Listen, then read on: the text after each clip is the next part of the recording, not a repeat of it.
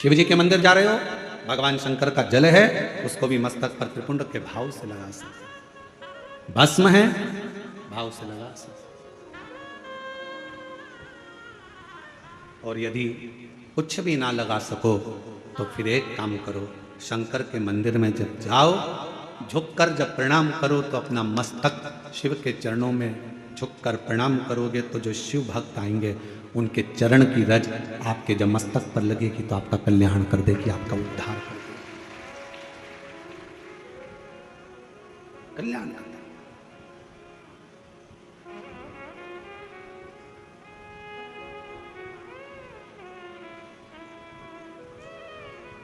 कहते हैं कि 27 देवता जो त्रिपुंड में विराजमान है वो शंकर से मिलाने का कार्य करते हैं, शिव से मिलाने का।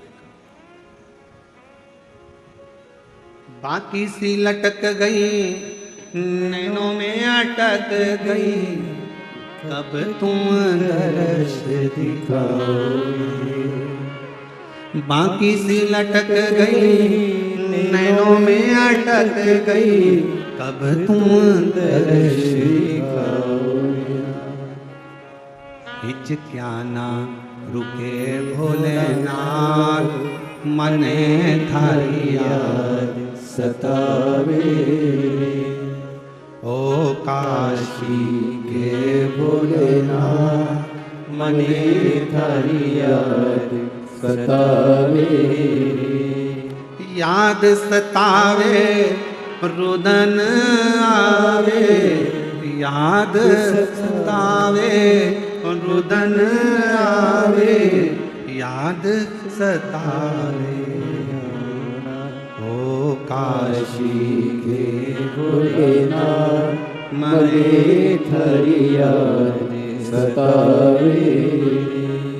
ओ काशी के भोलेनाथ, मने थारी याद सतावे।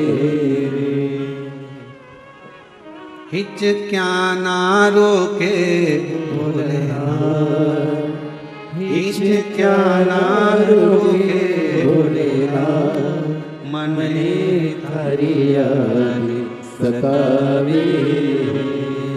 ओ काशी के भोलेनाथ, मने थारी याद सतावे। आप उसको जब मस्तक पर त्रिपुंड में 3 रेखाओं में जब 27 देवता विराजमान हो जाते हैं तो वो शिव से मिलाने का कार्य करते हैं। शिव से कितना सुंदर एक व्याख्यान आया ब्रह्मा जी का। ब्रह्मा जी जब झूठ बोल दिए और झूठ बोले तो भगवान शंकर को क्रोध आ गया।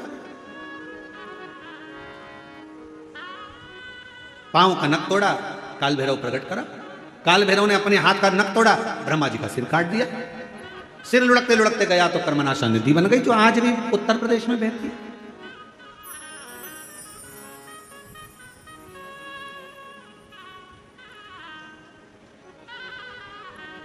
निवेदन करा भगवान विष्णु ने भगवान शिव जी से, बाबा ब्रह्मा जी का सिर कटा है, ये कटा हुआ सिर ना जाने कहां जाएगा, आप कृपा कर इसको बट वृक्ष बना दीजिए।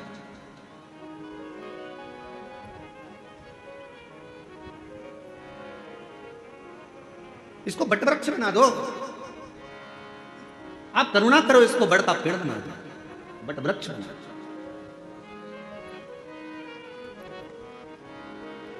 शिव जी ने भगवान नारायण की बात सुनकर ब्रह्मा जी के कटे हुए सिर को बड़ का पेड़ बना दिया।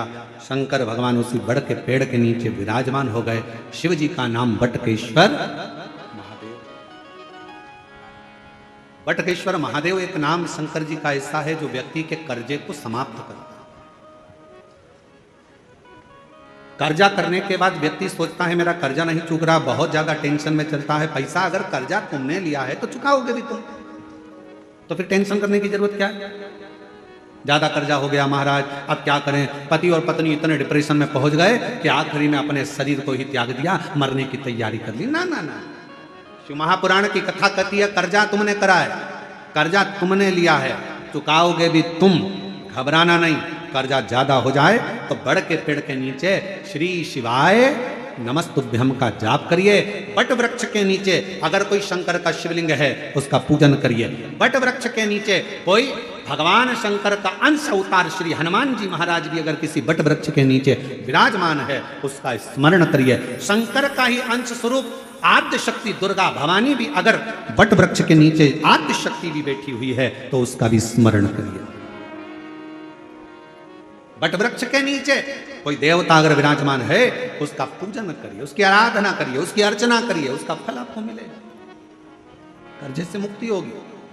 आप यह ना सोचिए कि शंकर जी तो है ही नहीं, बढ़ के नीचे हनुमान जी मिल गए, हनुमान जी का स्मरण कर लो, देवी जी मिल गई, देवी जी का स्मरण कर लो, शिव जी मिल गए, शिव जी का, सब एक। शिव महापुराण की कथा किसी देवता को तोड़ना नहीं बताती कि राम अलग है कि कृष्ण अलग है कि शंकर अलग है कि देवी अलग है कि देवता अलग है। शिव महापुराण की कथा कहती है सब में शिवोहम शिवोहम शिवोहम, सब में शिव समाया है। कथा वाचने वाला भी शिवमय और कथा सुनने वाला भी शिवमय होता है, कथा करवाने वाला भी शिवमय होता है। कहीं शिव से परे कुछ भी नहीं।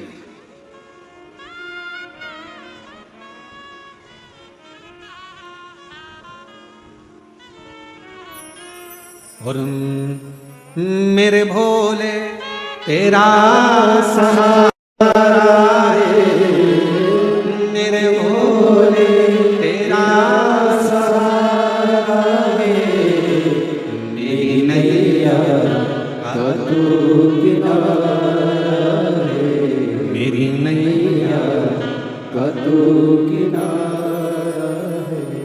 मेरे बाबा तुझे पुकारा है, मेरे बाबा तुझे पुकारा है, मेरी नैया का तू किनारा है। थोड़ा संघर्ष हो सकता है, थोड़ा कर्जा लिया है तो थोड़ा टेंशन हो सकता है, पर टेंशन बहुत बहुत स्मरण रखिए।